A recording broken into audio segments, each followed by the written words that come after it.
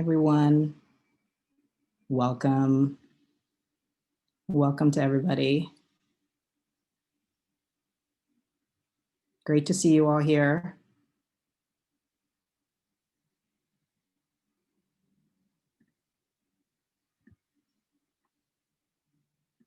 Great. Welcome everyone, so great to see you. I'm Jay Soto, Manager of Programs and Inclusion at IBEAM, and I'm going to hand it over to Roderick Schrock, our Executive Director. Thanks so much, Jay. It's great to see everyone here. Welcome to What Comes Next, Artist Interventions in Technology, hosted by Nora N today on our kickoff. It's my pleasure to welcome you. As Jay mentioned, my name is Roderick Schrock. I'm the Executive Director of IBEAM. I would like to describe myself for any guests who are blind or low vision. This description was penned for me by my partner, the writer June Oluchi Lee. I have brown and gray hair, cut short but floppy on top of my head, as well as brown and gray stubble on my cheeks and around my lips. I have freckles on my face and light skin. I don't wear eyeglasses, but I have thick eyebrows. I would also like to start with an access check and to orient you to the virtual room. There are a number of IBEAM staff members supporting today's event. Please feel free to reach out in the chat box should you need anything or have any technical difficulties getting connected. Kemi is here to assist with any access needs or questions and is also our virtual door person. Please note, we are keeping an eye out for Zoom crashers and trolls. Should anyone co-opt the gathering or use derogatory language, they will be kicked out. Today's gathering is being captioned. Hello to Dana, our captioner for this event. Thank you for being here. We also have ASL provided by Rebecca and Veronica, who are all here from LC Interpreting. Maddie will be posting directions in the chat box on how to make captions and ASL visible to you if they are not already, as well as other helpful information. And due to the limited amount of time we have together today, we need to keep the program running on time. So we'll be taking questions in the chat box during the program for the artists. Feel free to add your questions there throughout the program. And now, for those of you who are getting to know IBEAM for the first time, our mission is to center artists in the invention and design of our shared future. We are committed to the idea that artists are a necessary part of not just imagining, but also creating a more humane future, particularly as our digital lives further merge with lived experience.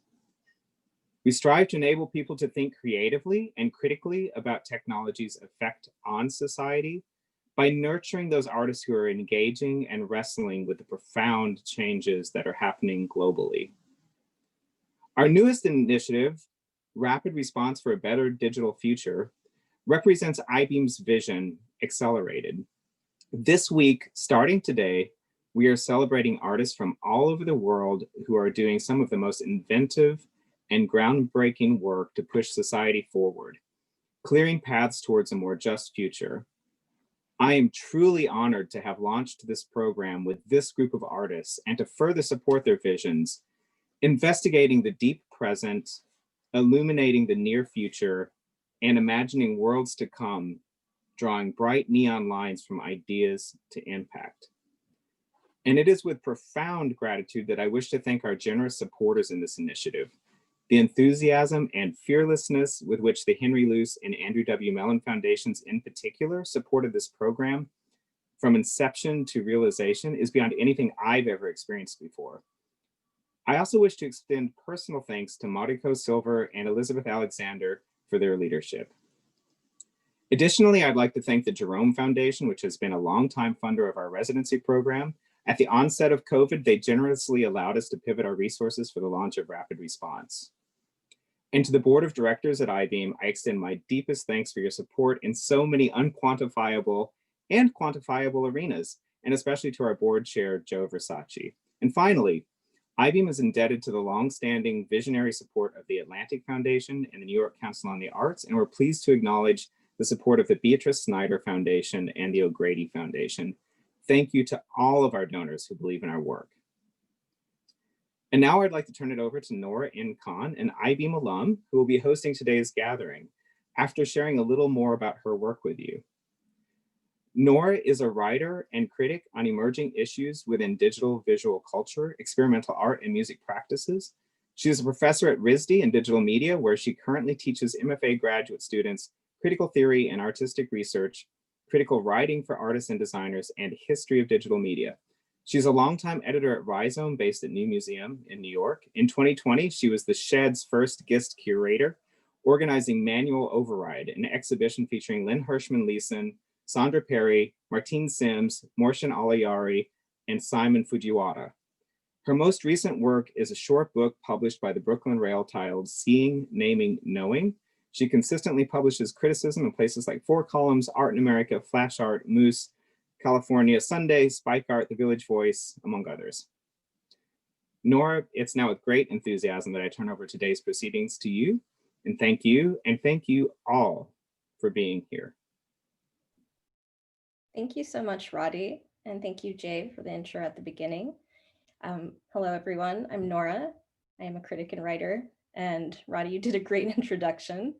It is really a pleasure to be here today, especially as a former IBEAM fellow from the class of 2016, which was organized around the theme of power.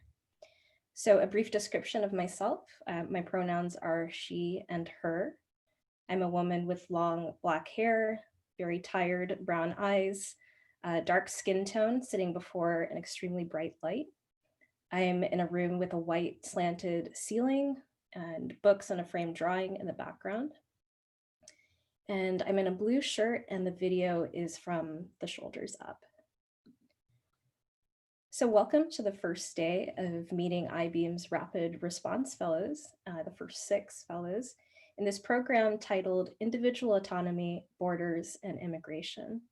3 themes that today's artists and fellows examine, unpack, deconstruct, and archive, literally and metaphorically.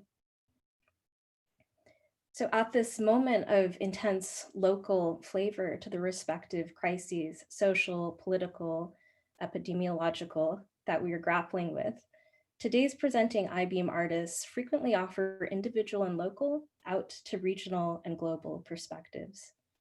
They offer a set of layered and overlapping frameworks across borders, across different conceptions of individual and collective autonomy. They ask us to imagine the project of exiting surveillance capitalism first through an intentional zooming out on the crisis at hand. They better frame the urgent question of how digital systems replicate subjects, subjecthood, fixed perspectives and ideologies, how they concentrate and cement infrastructures of information sharing and archival that make solidarity extremely difficult. The frameworks on offer are instructive and speculative from geographies across the global south and global north. The range of investigation stretches from Southeast Asia and the Malay archipelago to Bogota, from zoning maps of Cape Town to Los Angeles sidewalks. Of course, it is a kind of glad and happy affordance of the digital that helps us zoom in on these respective localities, as we're encouraged to always keep wider context in mind. The different ways in which we are each embedded in neo-imperial maps and simulated maps, networks, and platforms that imagine us as new colonial subjects.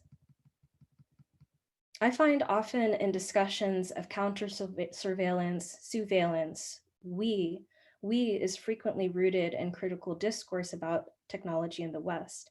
And this we can tend to replicate critical discourse around resistance in much the same form across borders, across geographies, mimicking the universalism inherent in the very technology critiqued. A bad or a flawed system is a bad system somehow in the same ways everywhere. And this approach, although critical, can also obfuscate the different ways that technology is already being reimagined locally across borders out of competing historical engagements with technology and different modes of cultural application. To counter the tendency of universality and critique that replicates a solipsism or arrogance, there's a thread through these projects that importantly focuses on language with all its slippages. Each artist takes up how language itself is a kind of infrastructure which mediates what we're able to imagine. Language determines how we receive news of new zones, of urban revitalization, of new fiber optic cables as relentless, inevitable progress. Language can obfuscate previous layers of infrastructure which determined resource distribution. It can pull a veil over history. Language replicates the ways we think of global north as being versus global south, the open or smart city as improvement, and the ways digitality is presented as open while concealing closed architecture. So to come up with new solidarities globally, we necessarily take up a multiplicity, a wide range of competing approaches to distribution and decolonial practice. Today's incredible artists look at the common ways that nationalism and ethno-nationalism take root, the ways neoliberal infrastructure expands, to better track systemic patterns so we can learn better from one another around the world. And collected together, they ask us to question the narratives of digital openness, connectivity, access, and progress so deeply embedded in the language of tools, networks, and platforms. Through original curriculums, scripts, vocabularies, and speculative archives, they ask for a more expansive, layered consideration and embrace of difference. To redistribute technology, we have to question, as Juan Pablo García Sossa will walk us through, and break dualities in our thinking. And today we'll find suggestions of, if not explicit exits, then paths to exits, paths to extrication from surveillance through public education, resistance strategies, and careful archival work. So it's my pleasure to introduce our first artist, Harris Kornstein.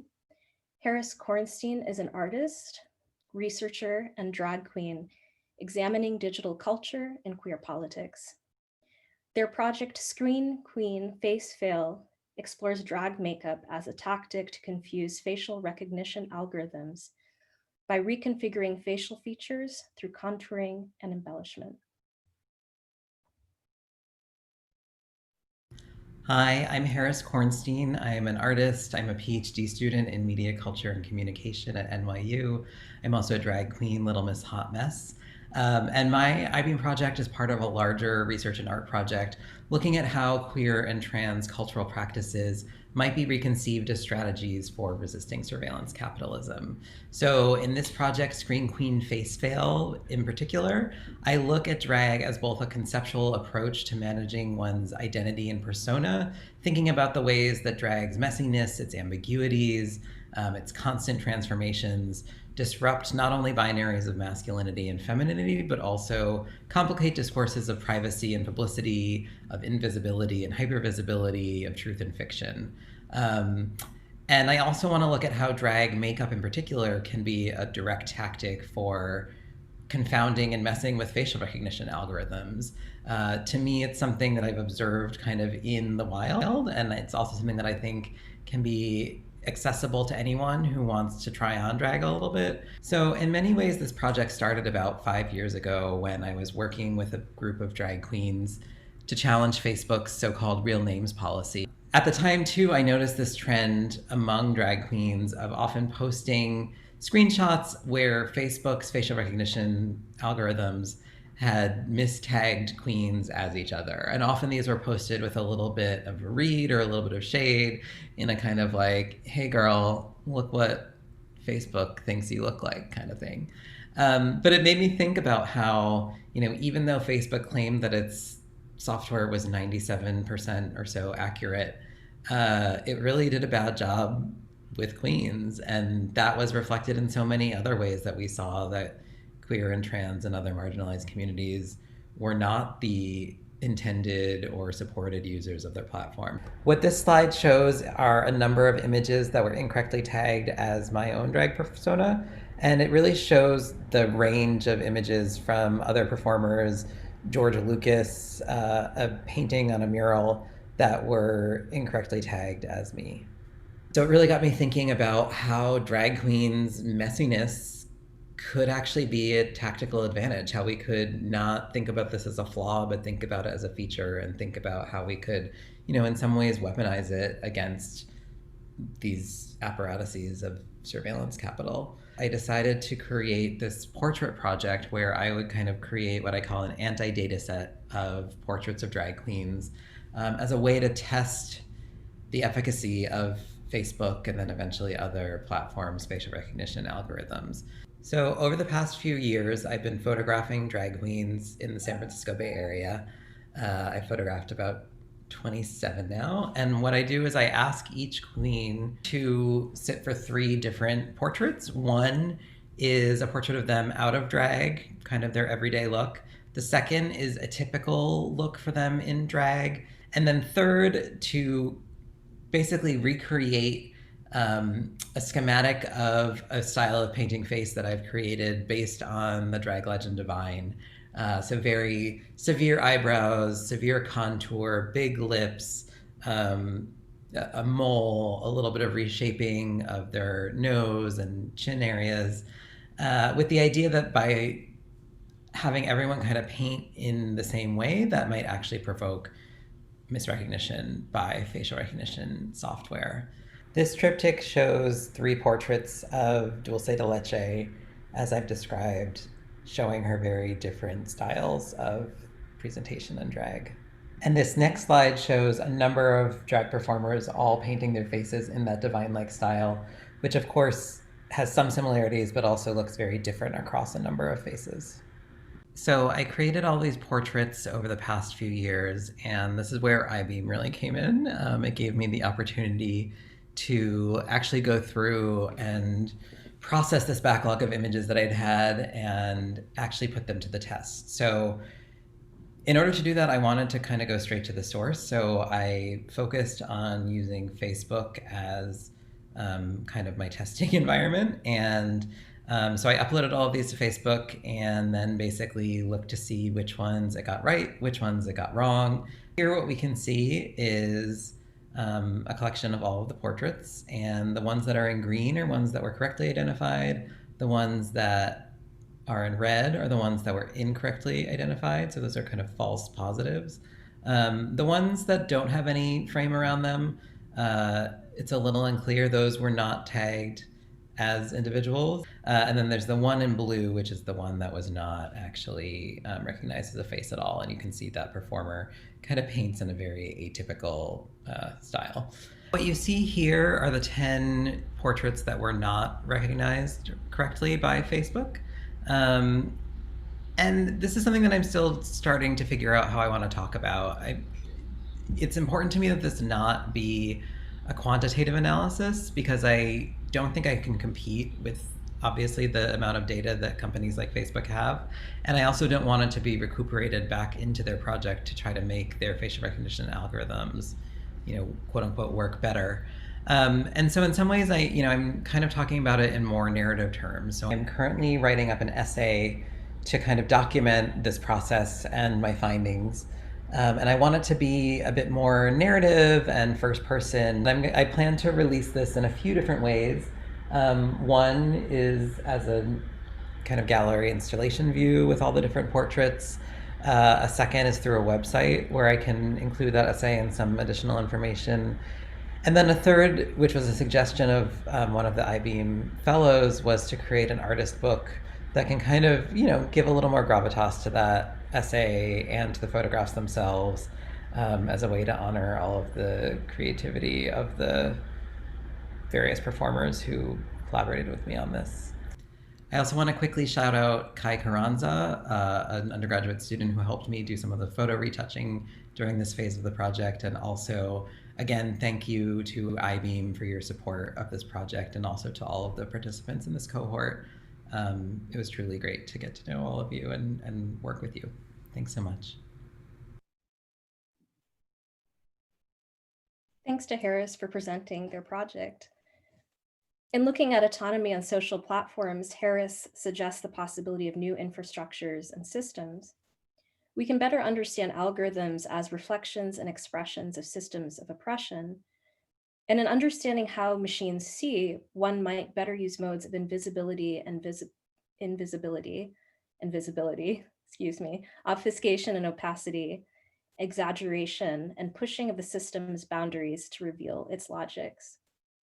So now we move into infrastructures of digital telecommunication, a space in which we also have to think about where the crisis actually is, where it's located to tackle the problem.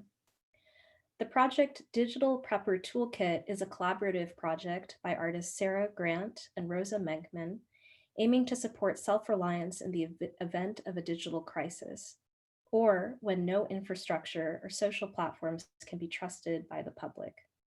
The toolkit can serve as an alternative to existing digital platforms with extensive documentation, suggested deployments, how-tos, and could be tailored further for different types of digital crises taking place in varying spaces.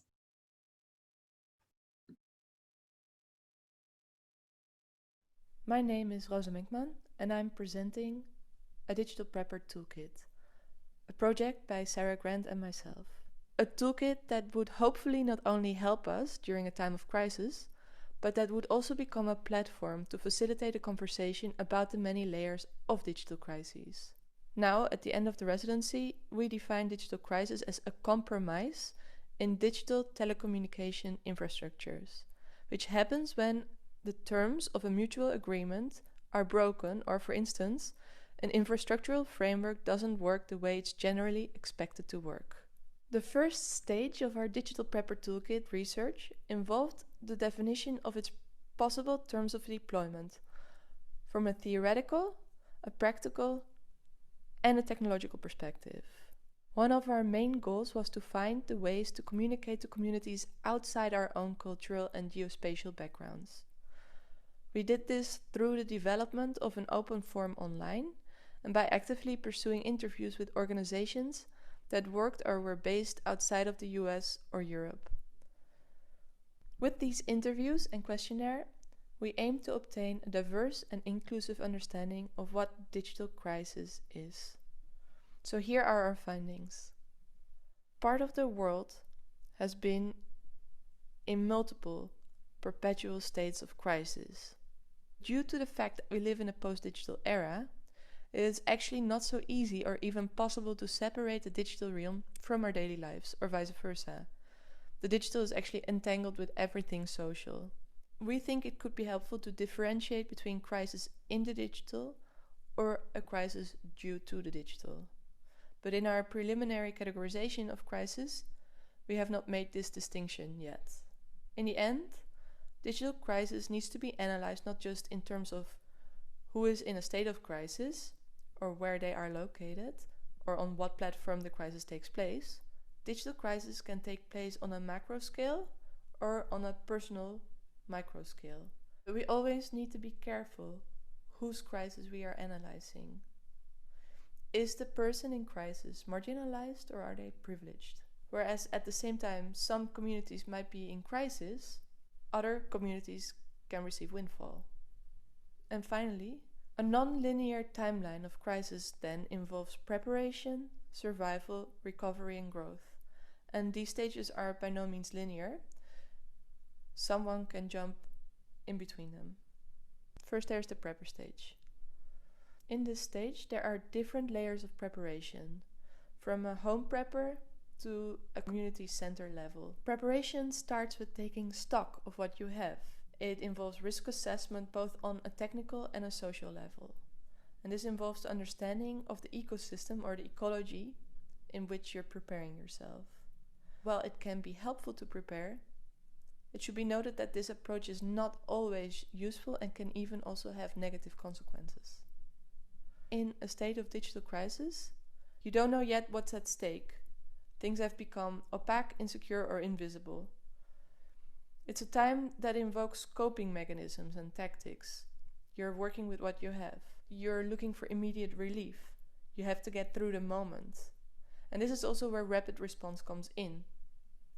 In comparison to collapse or a state of digital breakdown, the state of crisis can still offer a sandbox of solutions. Crisis thus requires a first response rather than solution. Finally, the digital crisis can result in a state of collapse, a return to the status quo, or even change. We've divided between 3 different types of crisis responders, and those can either be active as digital preventers or reactionary responders. So first there are the rapid responders, or maybe a help desk. Secondly, there are trainers, and finally we see there are the end users, the people that are in need. While I now quickly browsed through our collection of digital crises, I would say finally the interviews we did brought us to a preliminary categorization of digital crisis. We subdivide the categories of environmental, infrastructural, surveillance, knowledge, and societal crisis. Our final findings on a digital crisis toolkit are threefold. A digital crisis tool helps manage digital crisis, but should be upfront about its specific use and values. It should be specific about what goals it has to help its users and how to uphold these values. A digital prepper toolkit should consist of a combination of hardware, software, and a documentation to tackle digital crisis. But it should not follow a one-size-fits-all logic, meaning it should be open and adaptable. Moreover, through our conversation with outside organizations, we actually found that there is a global ecosystem of organizations that are working on the ground with communities, providing training sessions, workshops, mentoring, and emergency kits to deal with a variety of crises, some of which are digital in nature. Despite this, it seems that these efforts are not very widely known outside of their specific networks of defense and rapid response. In moving forward, we believe that it's important to acknowledge those who have already been doing this work for years, both in terms of giving respect, but also not wasting time and energy to reinvent what already exists out there. We believe there is an opportunity to build a platform and a code repository focused on digital crisis management. Another takeaway is that user anonymity and secure encrypted communication remains of paramount importance, since it's often unsafe for communities to take the deployment and management of communication infrastructure into their own hands. While tools for relief can be used for good, they can also always be used for harm. Finally, we should always keep in mind the scarcity of resources that may exist for those who could benefit the most from having access to digital crisis tools and resources for coping with a crisis. We will be opening up our research and findings through our website, digital-crisis.tools, where we will publish a list of organizations already working in the field of digital crisis, and we will also publish our glossary of terms. Thank you, Rosa. Menkman and Grant crucially highlight the need to be transparent about the values that we bring, the need for open and adaptable logics for tools, and a respect for the local. To create resilience methods, we have to step back to address the practical and theoretical issues, respect previous research and solutions, and make that work available. Now, thinking deeply on the affordances of existing social, physical, and digital spaces, we welcome Maxwell Mutanda.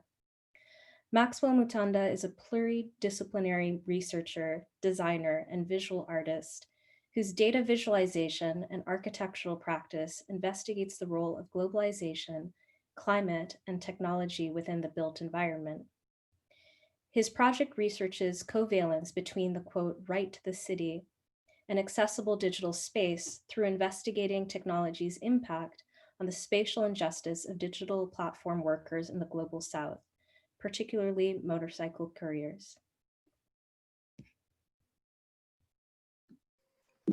Hello, my name is Maxwell Mutanda. I'm delighted to share Involuntary Mutations, a project which is possible thanks to the generous support from IBEAM, the Graham Foundation, and Academical Solitude. I'm an independent researcher and visual artist with a background in architecture. Most importantly, I am in Zimbabwe, a country that had the most expensive digital connection in 2019, which was $72 and 20 cents for an average gigabyte of mobile data.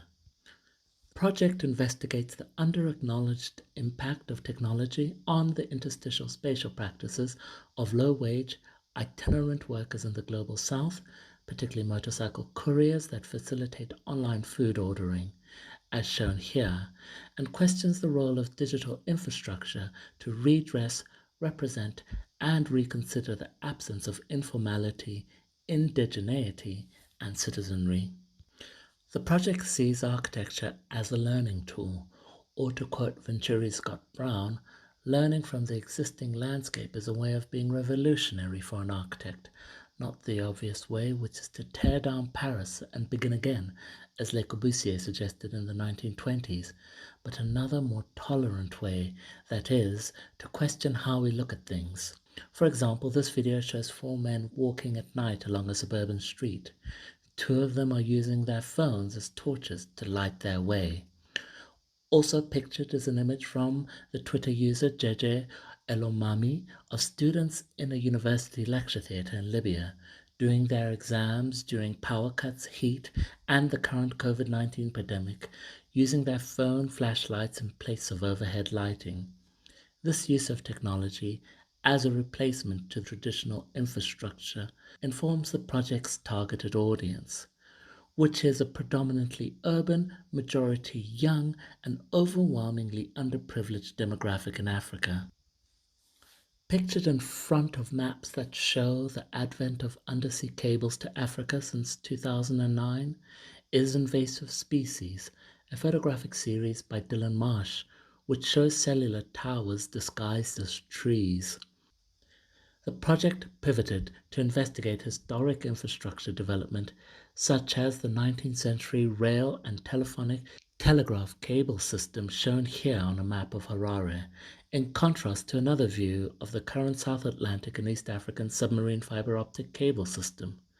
In doing so, I wish to query the orthodox interpretation that smart urbanism and platform urbanism presupposes that digital design and infrastructure are synonymous with reordered cities and the alleviation of social and economic inequality.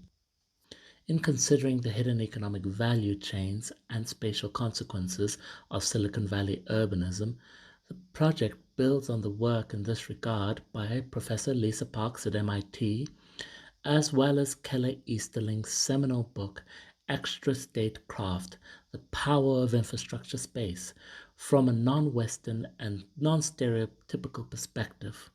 Sensible City Lab at MIT, and the book The Stack on Software and Sovereignty by Benjamin Bratton, which both propose that digital data is material that can determine a different urban future through human action, are 2 other influences that point to the project's focus on people.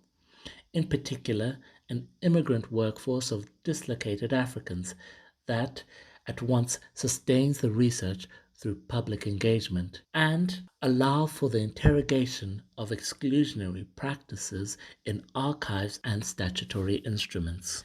A turn to the past to understand the future became even more important than initially thought, firstly because mobile telephony and present-day digital communications in sub-Saharan Africa developed where access to landline phones was previously scarce or non-existent. Secondly, because research revealed gaps in legislation, archival absences, and neglected areas of study.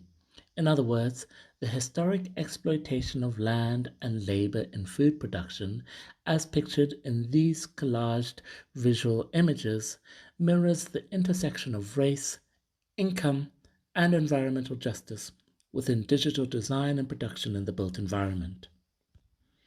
During phase 1 of Rapid Response, the project has attempted to stitch together a transhistorical database of research that will serve as the tools to advocate for a better digital future. I am interested in the covalency between the right to the city and accessible digital space. Visually, this is evidenced by this photograph of motorcycle couriers at rest in Cape Town, shown here superimposed onto a historic map of the city's predominantly white colonial center. Much of the research, however, is hidden in didactic information. Pictured here is an ongoing composition of the history of land tenure in Sub-Saharan Africa, which is described by the Food and Agriculture Organization of the United Nations as the relationship, whether legally or customarily defined among people as individuals or groups, with respect to land. In simple terms, land tenure systems determine who can use what resources for how long and under what conditions. This final slide shows motorcycle couriers at a traffic light, with the City of Cape Town, national and multilateral rules that govern their daily activities superimposed as text. What is not evident is just how much is missing from these regulations. For example, the Cape Town zoning scheme regulation in section 19.3.5 that covers unconventional parking requirements states that the council may require that parking be provided for motorcycles and bicycles in new developments, but it is not mandated. The fact that the council only mentions motorcycles twice in this document and not at all in the city's current traffic bylaws informs the future ambition of the project to advocate for public policy reform with willing coalition partners. Thank you. Wonderful. Mutanda beautifully examines the ways that digital design reveals absences in archives, replicates inequities, and all of the ways that digital space maps atop struggles for access to physical space and resources. Digital space maps atop layers of policy, historical zoning, and the obfuscations of didactic bureaucracy. Looking directly back at the state's control of digital infrastructure and undermining of human rights are Dillon Sung and Stop LAPD Spying Coalition. Dillon Sung is working in collaboration with Stop LAPD Spying Coalition, a grassroots community-based organization based in Los Angeles that seeks to build community power towards the abolition of the police state. They've been working to organize materials collected over several years from government agencies and house them in a consolidated digital archive that will be freely available to the public.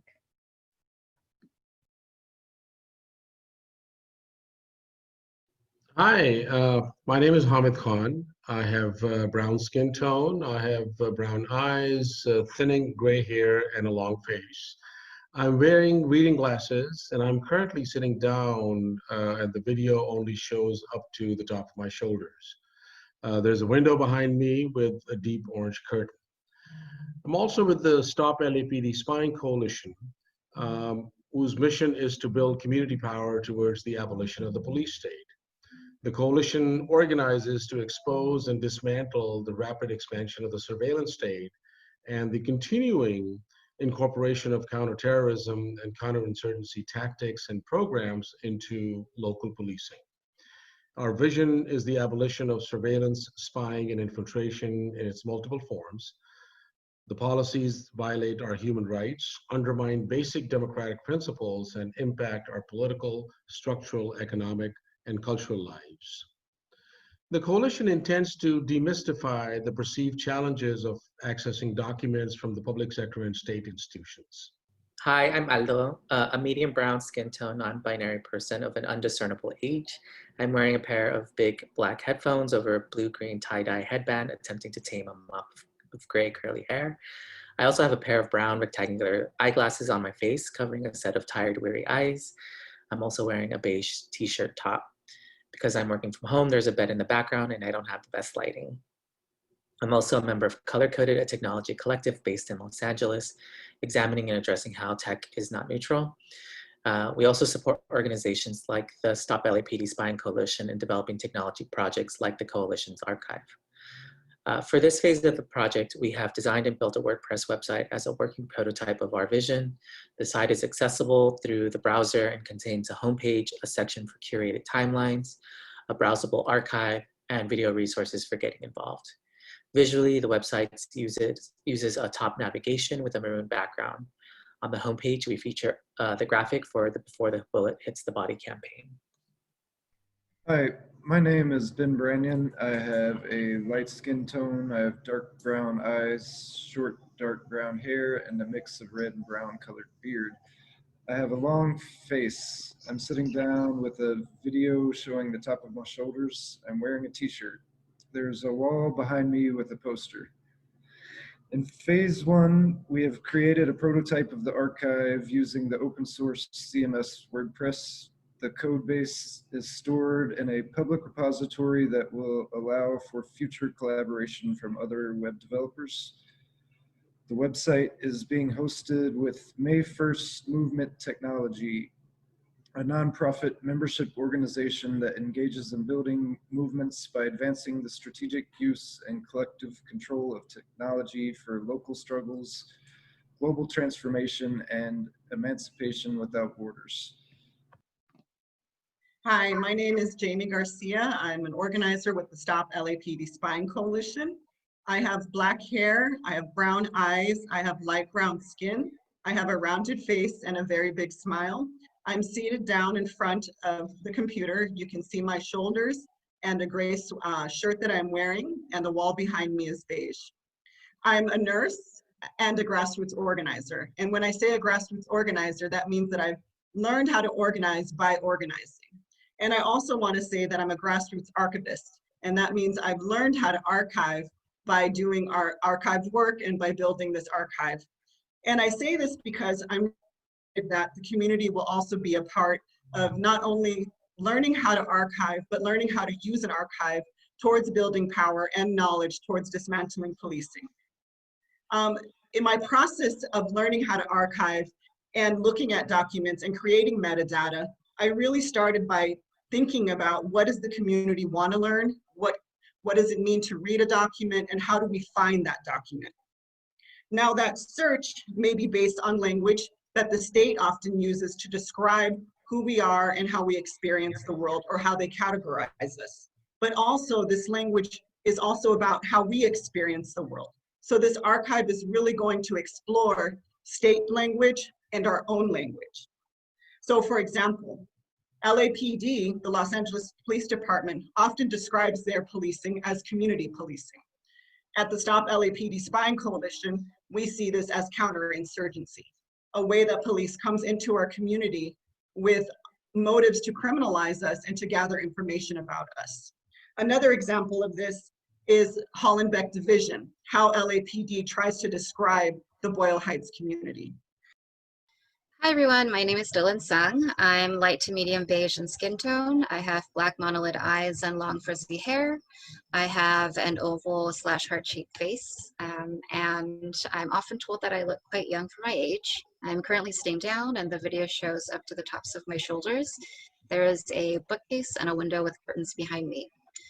For phase one, our core team of 5 has been meeting weekly towards a completed proof of concept for the Stop LAPD Spying Archive project. The proof of concept highlights Operation Laser, or Los Angeles Strategic Extraction and Restoration, PRA documents as an example to demonstrate the intentions, functions, and contents of our archive. Our digital archive is meant to function as an archive of ongoing community resistance, then an archive of LAPD policing policies, crime maps, and grant applications.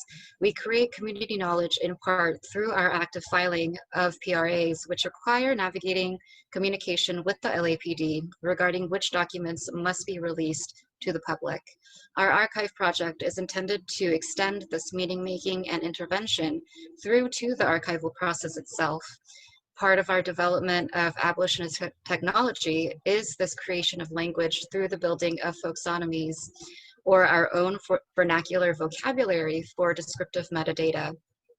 With the inclusion of diverse folksonomies, as Jamie provided examples for, regarding community responses to these questions of state categories that appear in the PRA documents, is the potential to intervene in exclusionary knowledge production. So we are so thankful to IBEAM for helping us support this work. Thank you so much. Prototyping a public archive, a repository to help citizens understand, address, and protest police and state surveillance. At this moment, I can't think of a more urgent bridging effort. keeping an archive to document, learn, and create communal language, memory, and modes of intervention. Continuing work on creation of new understandings of technologies and technological use, we welcome Juan Pablo García Sossa, who is a Berlin-based Colombian designer, researcher, and artist fascinated by the clash between emerging technologies and popular culture in tropical areas. His project, Futura Tropica, takes the form of a decentralized network for lateral exchange of local resources among territories of the tropical belt, such as Bogota, Kinshasa, and Bengaluru.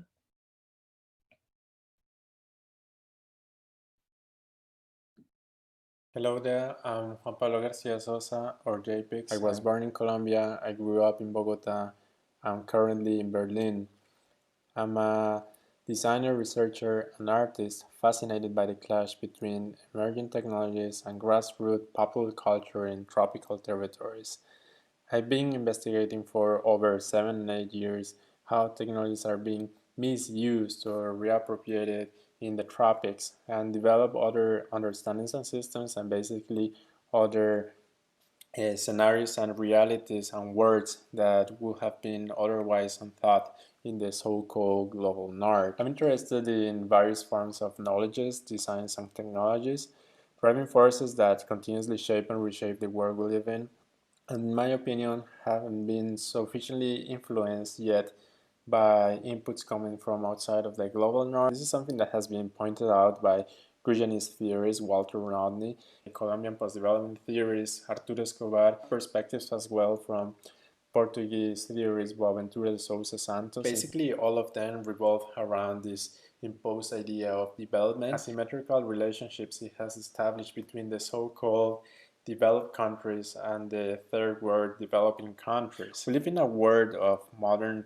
binaries, dualities, and dichotomies in which we have this distinction between nature and culture, human and subhuman, civilized and the savage, west and the east, north and the south. This leaves very little to none space for all the grayscale and shades that lay in between the black and white polarities. Besides that, like these modern dualities have some embedded hierarchies in them. So what is done in one side of the line is taken as valid and serious, and what is done in the other side of the line is basically invisibilized. That's why I'm so emphatic with the introduction of the tropics as a region and looking how one could potentially introduce the tropics in the equation of the north-south duality, start breaking these modern dualities we live in. By introducing the tropics, potentially we could move towards pluriversal understandings of the planet, and as the Zapatistas in Mexico have been saying, being a world where many words fit. Opening up the space for the tropics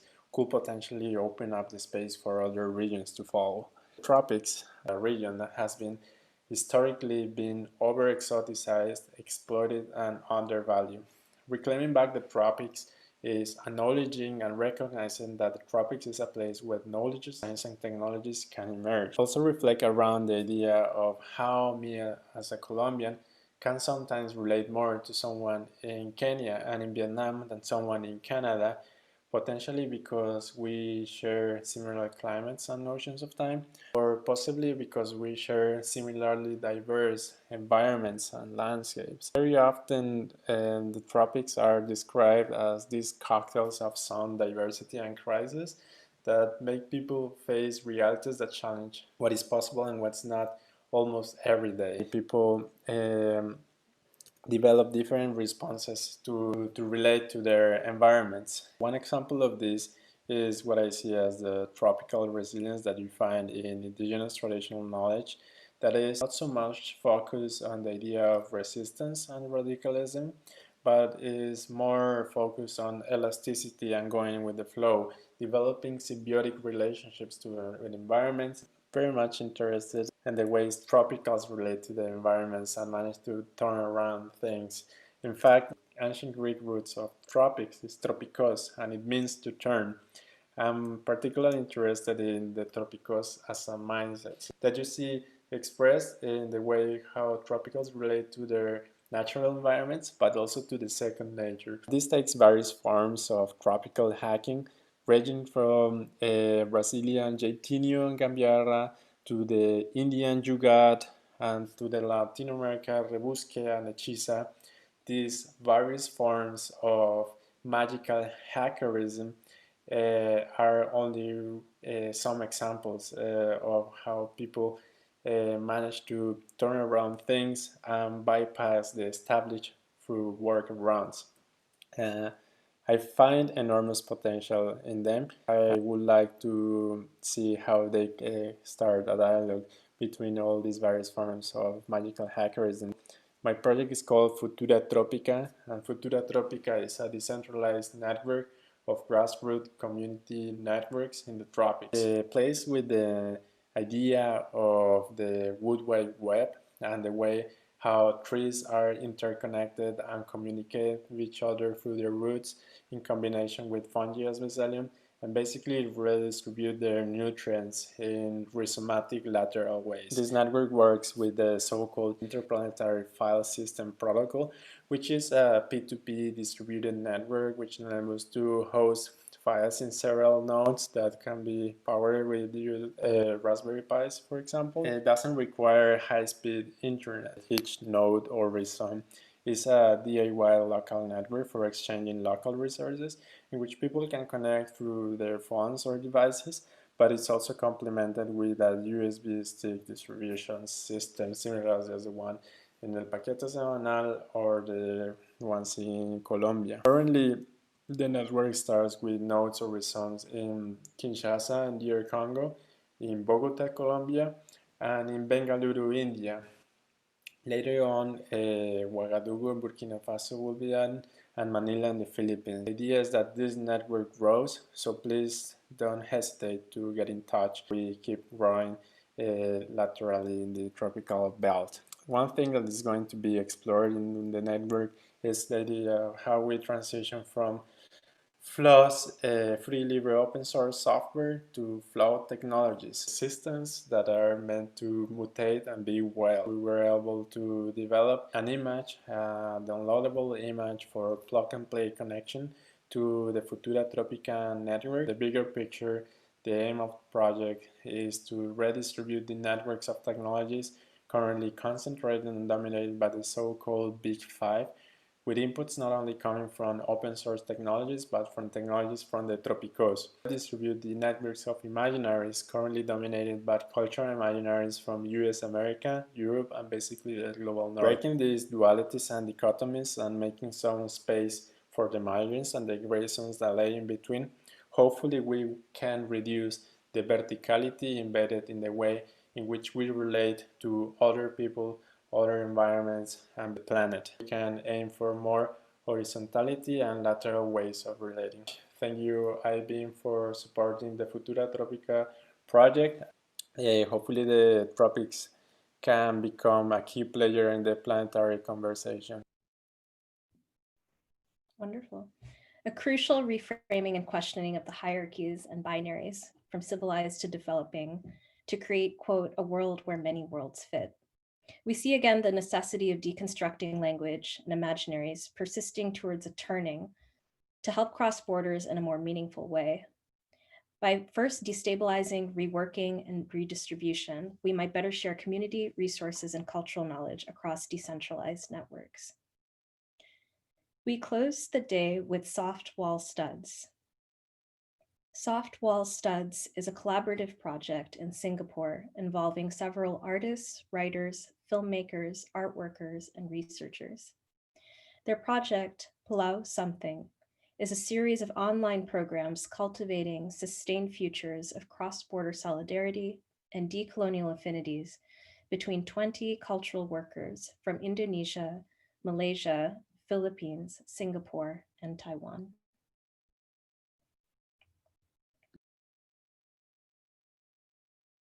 This creature has an infinite amount of gecko tails that have regenerative ability. And just like a gecko, if the tail is amputated, the tail lives a life of its own, separate from the composite creature. Over time, many of these amputated tails evolve into new life forms, inhabiting in the creature's vestigial organs, the nutrient-rich corals. According to a legend in Nusantara, that is how the sea became populated with life forms, many of which are still unknown to humans. That description is that of the project's collaborators as a composite creature written by Tan Zi Hao. I'm Camellia and I go by she, her, and we're members of Softball Stats, a collaborative project in Singapore involving several artists, writers, filmmakers, art workers, and researchers. The few of us from Softball Stats form part of the main organizing team of the project Pulau Something, and will be taking turns to present about the project. Hi everyone, I'm Johan. I'm an artist and a member of Softball Studs. I use he, him pronouns, and visually I'm a kind of scrawny Singaporean Chinese boy with fair skin, short black hair, and now I'm just sitting in front of a bookshelf, as it usually goes. I'll be introducing the project we've been working on for the past 4 months before handing it over to the rest. Our project's name is Pulau Something, which is an online peer-to-peer study involving a group of 20 cultural workers from across Indonesia, Malaysia, the Philippines, Singapore, and Taiwan. This study's involved us experimenting with ways of cultivating cross-border solidarities over digital platforms through a series of self-organized exercises amongst ourselves and our collaborators. From online workshops to gaming live streams, these exercises delved into notions of shared histories for Southeast Asia, of food, medicine, and language, of digital spaces and speculative archives. Our main starting point has been to unpack the term Nusantara, which is this highly contested Southeast Asian regional construct. Nusantara emerges from 14th century Javanese texts where it meant other islands, but it's a concept with many meanings attached to it across Southeast Asian history. More recently, it's resurfaced in contemporary discussions about decolonization and the Malay archipelago. With the region's history of colonial division and present contexts of intensified ethno-nationalism, xenophobia, and right-wing nativism, we feel it's important to find ways to cultivate regional solidarities in Southeast Asia and beyond. So now I'll hand the time over to Kane. Pulau Something is looking from and within the Nusantara, between and among the islands, a mapping of the viscosities and textures of its channels, and in turn, the effects on its ecologies and temporalities. To think of the Nusantara as method, as a site of varying knowledge systems existing in cohesion, a movement from a topography to topology. The series of workshops that we organized and participated function as a mode of bridging and embodying each other's perspective, as reorientation alongside one another. Some of the workshops include In Between Tongues by Nora N, a scripted exercise of expressions and sounds shared by the participants, intimate to each individual outside the confines of languages. It was a process that resulted in a collective performance and unfolded into a discussion around shared expressions, mistranslations, and the formation of new vocabularies. Creaturely Ideas and Ideologies by Tan Zi Hao, whose resulting text was heard at the beginning of our presentation, is an exercise in composites, a collective composing of composite creatures and their ideological implications. It is rooted in the tradition of mythical composite creatures and their monumentalizations to cater to Disney-fied tourism markets. Simultaneously, their intersections with power, authority, imagination, and composition in early, modern, and contemporary South and Southeast Asia. And now, I'll pass it on over to Marcus. We are in the process of designing a website meant to document and reactivate past programs with a wider public. At the same time, we are aware of the colonial inheritances of archival logics and attempt to interrogate them through modes of decomposition and disorganization. The cascading waves, saturated air parcels, monsoonal winds billowing across geobodies know no geopolitical boundaries, recalling the etymological Antara in Nusantara, Antara meaning among or between. Likewise, the website's disorganization follows a poetics of humidity, where information becomes viscous, media transpire, and tags stick, as opposed to the sterile, climate-controlled data architectures assumed as the norm. The website will be launched in January 2021. Pulau Something is slated to continue well beyond IBeam Phase 1. Given the circumstances of COVID-19, Pulau Something became an experiment in choreographing long-term regional formations, envisioning together extended durations, modulating rhythms, and relation building that moves beyond the intense temporary forms of the artist residency, the exhibition, or the regional conference in the global art event calendar. Many exercises require their own rhythms to see through their unfolding, which would continue on after the website is launched. After the website launch, we'll be working on a curriculum that takes into consideration the various knowledge systems that we've explored. We hope it will embody the experimentations that we have embarked on collectively and will be a resource and toolkit for cultivating regional solidarity beyond this working group. We want to end off with another description by Zihao of our composite creature. Our composite creature is colossal. With a whale body, it supports a world of its own.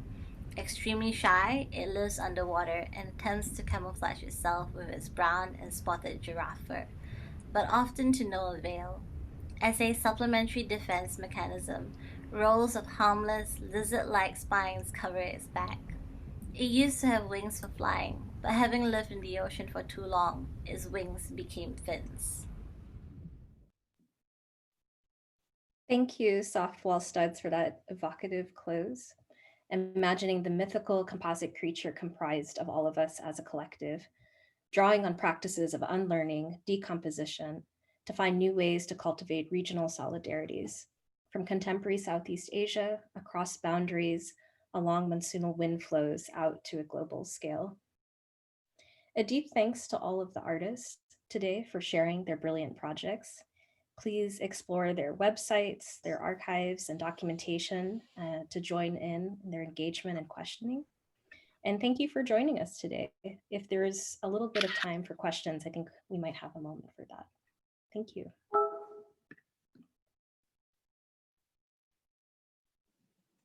And while we're waiting to see if there are any questions, I just want to say thank you again to everyone who joined us today for this kickoff of this week of presentation of Rapid Response Fellows. Nora, thank you so much for hosting. This meant so much and provided so much depth to all of the work that was presented today. I also want to say thanks to the amazing IBeam team for producing the event. This has been such a pleasure. I hope that you all will join us for the rest of the week. Every day at 12 p.m. Eastern Standard, we'll be presenting the work of all of the fellows. And then Saturday, we'll be announcing the awardees for the Phase 2 fellowship, each receiving an additional $25,000 to turn their ideas into actionable projects. We hope to see you then. And in the meantime, have a wonderful rest of the day, wherever you might be. And we hope to see you back again soon. We invite your questions on social media as well, and please don't hesitate to reach out to the artists that were presented today. Thank you.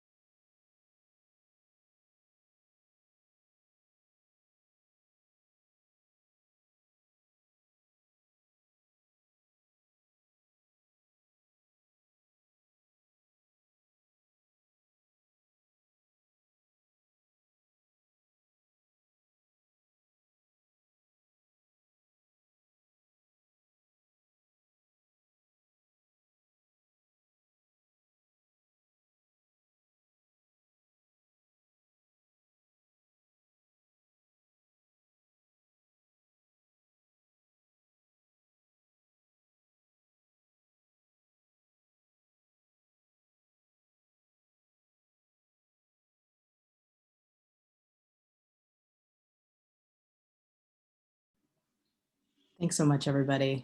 That was such a great series of presentations. And thank you, Nora. Thank you to all the Rapid Response Fellows and collaborators. And huge thanks to the staff. Again, I know this is a short program, but it means so much, I think, just to be able to gather in this space with you all. And those videos were fantastic and beautiful. And you couldn't see it, but the I-Beam staff on the other end was just loving them. And yeah, just deeply appreciative of all of your time and brilliance too. And thank you to the audience for joining us today. And I hope you'll continue to join us throughout the week. Cheers. Have a great day, everyone. Hold on, before you exit, I have to answer a few questions. Sure.